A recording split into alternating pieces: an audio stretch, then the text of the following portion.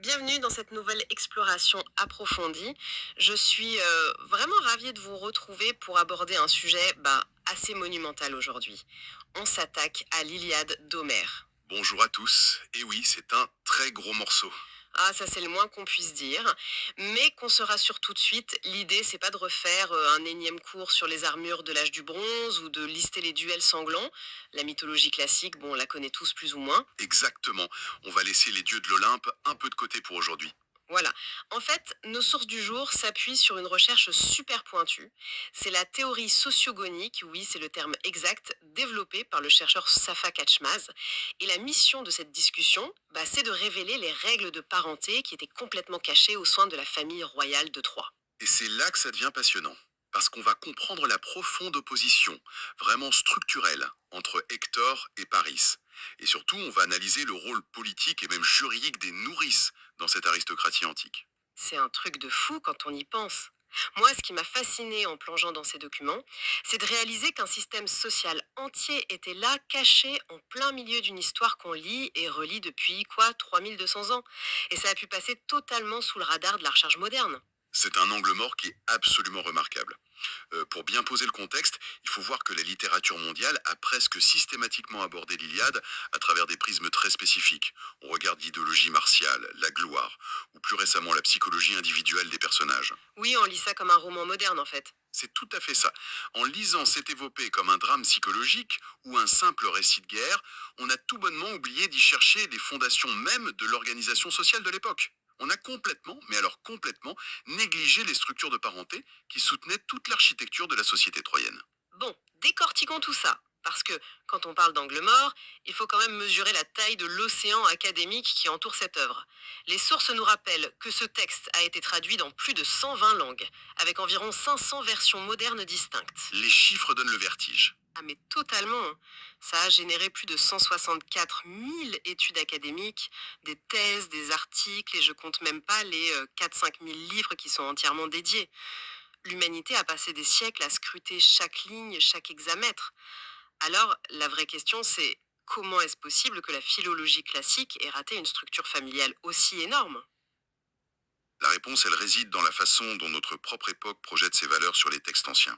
Les universitaires, particulièrement au 19e et 20e siècle, se sont contentés d'une lecture très superficielle des relations familiales. Une lecture qui est calquée sur nos conceptions modernes de la famille nucléaire. Genre le papa, la maman, les enfants, et on analyse leurs petits problèmes personnels. Exactement. Ils ont analysé Hector comme le grand frère responsable, le pilier moral de la famille, et de l'autre côté Paris comme le prince irresponsable, celui qui cause la perte de sa ville par pur égoïsme amoureux. C'est la lecture classique qu'on apprend au lycée, quoi. Voilà. Et ils se sont arrêtés à cette simple opposition de caractère. Ils sont passés complètement à côté des dynamiques de parenté liées au sang et au lait. En fait, on a confondu la personnalité des personnages avec leur fonction juridique et sociale au sein de la lignée. C'est un peu comme, tu sais, regarder un organigramme d'entreprise extrêmement rigide et penser que les décisions sont basées uniquement sur le fait qu'un employé est extraverti ou introverti. On ignore complètement leur fiche de poste. C'est une excellente métaphore. Et c'est là que la théorie de Safa Katchmaz apporte une toute nouvelle grille de lecture. Il introduit un modèle basé sur l'opposition entre le grand-fils, le Buyuk Oul, et le petit-fils, le Küçük Oul.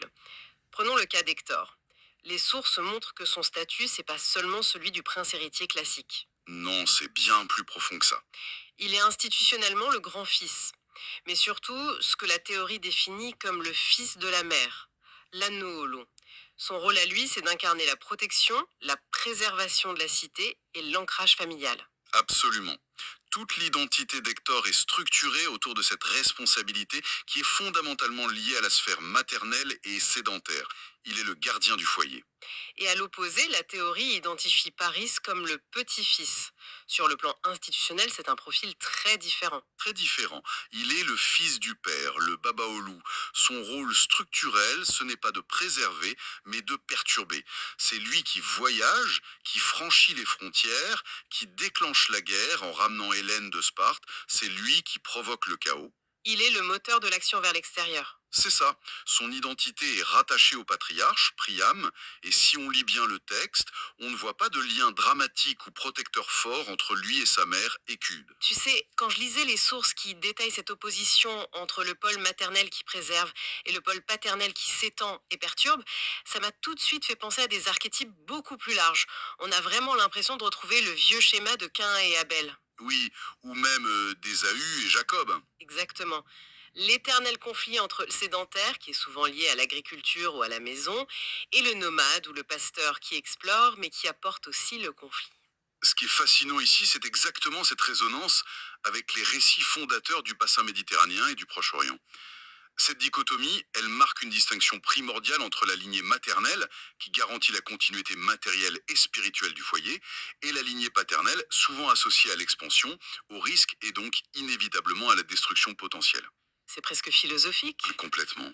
En appliquant cette grille à trois, on comprend qu'Hector et Paris ne sont pas simplement deux frères qui s'entendent mal. Ils incarnent deux forces opposées de l'organisation de la parenté antique. L'un est l'ancrage maternel, l'autre est l'extension paternelle. Et c'est là que ça devient vraiment intéressant. Parce que pour prouver qu'Hector est véritablement ce fils de la mère, le texte ne se contente pas de nous dire qu'il est le chouchou des cubes.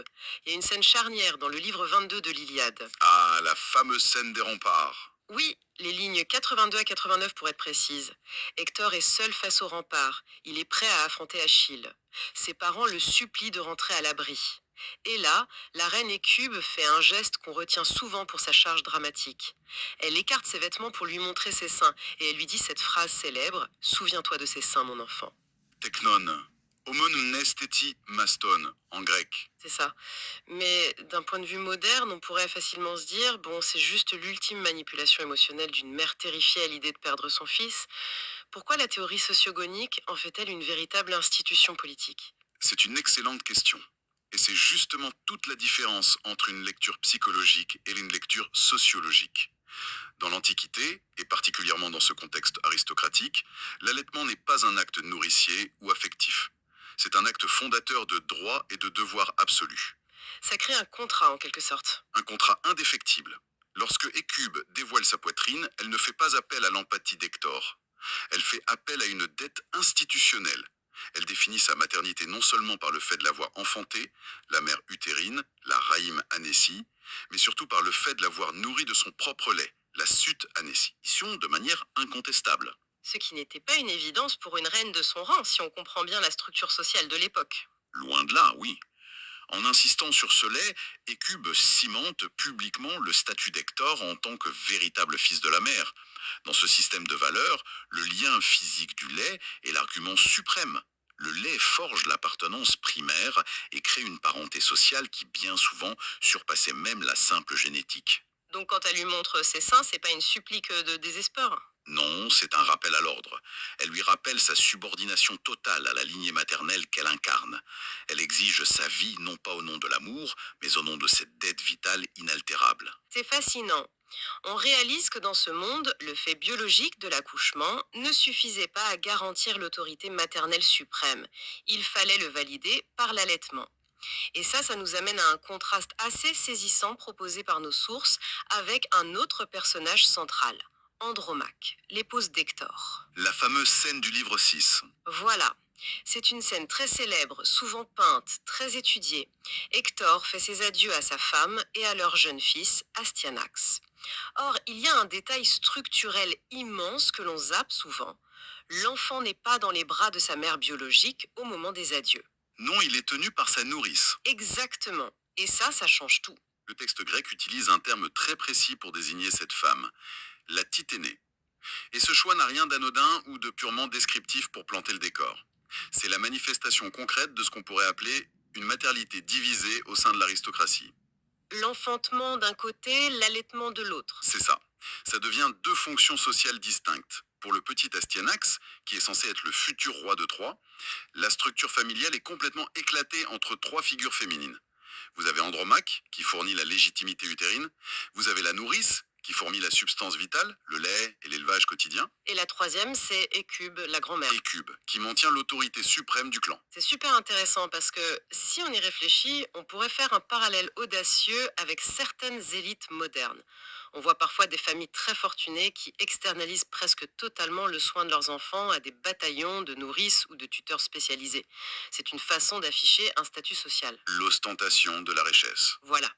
Sauf qu'à trois, déléguer l'allaitement avait un poids juridique et affectif complètement différent. Les sources mentionnent des recherches additionnelles, notamment celle de la chercheuse Giulia Pedrucci.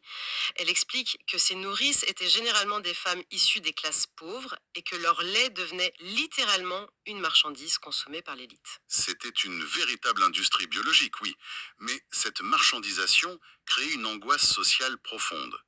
Déléguer le lait, c'était afficher son pouvoir aristocratique, certes, mais c'était aussi prendre le risque énorme de diluer le lien avec l'héritier. C'est une arme à double tranchant. Tout à fait. Pour bien saisir la mentalité de l'époque, il est très utile de se tourner vers la littérature antique ultérieure qui a théorisé ces craintes. L'auteur romain Ulugel, par exemple, synthétise parfaitement cette perception. Oui, les sources citent sa formulation latine qui est honnêtement d'une franchise brutale. Dimidia mater esque non nutrit. Ce qui veut dire une femme qui n'allaite pas n'est considérée que comme à moitié mère. À moitié mère, oui. Pour notre conception moderne de la parentalité, c'est extrêmement dur à entendre. C'est dur, mais cela révèle la mécanique implacable des pouvoirs dans l'Antiquité. Cela soulève une question cruciale sur la véritable nature des liens familiaux. Pour Alugelet et pour la société d'Homère, l'enfant finit par aimer naturellement la personne qui le nourrit. Le sang initie la vie, mais c'est le lait qui la maintient et qui forge la loyauté, l'allégeance. Donc, en déléguant cette tâche à une nourrice, Andromaque s'inscrit dans son statut de femme de la haute noblesse. Mais paradoxalement, elle fragilise son emprise purement matricielle sur Astyanax. Exactement. Elle ne pourra jamais faire le même geste qu'Écube sur les remparts. Elle n'aura jamais cette carte ultime à jouer. C'est incroyable de constater comment l'étude d'un simple mot, un mot utilisé pour désigner la personne qui porte un bébé, en arrière-plan d'une scène, transforme un poème guerrier en un véritable traité de sociologie sur le marché du lait et le pouvoir maternel. Les détails sont tout sauf innocents chez Homère. On voit bien que ces questions de lignée maternelle, paternelle et de lait délégué dessinent les contours d'une société extrêmement complexe, une société qui est presque tiraillée entre plusieurs modèles. Et ça m'amène à un point essentiel de cette analyse. Nous ne sommes pas face à une culture figée. Non, pas du tout. Les sources soulignent que le monde troyen tel qu'il est décrit est un monde en pleine mutation. Le fait que les rôles maternels soient à la fois divisés et âprement revendiqués n'est qu'un symptôme d'un brouillage beaucoup plus large des règles sociales. Si l'on relie cela à une perspective plus large,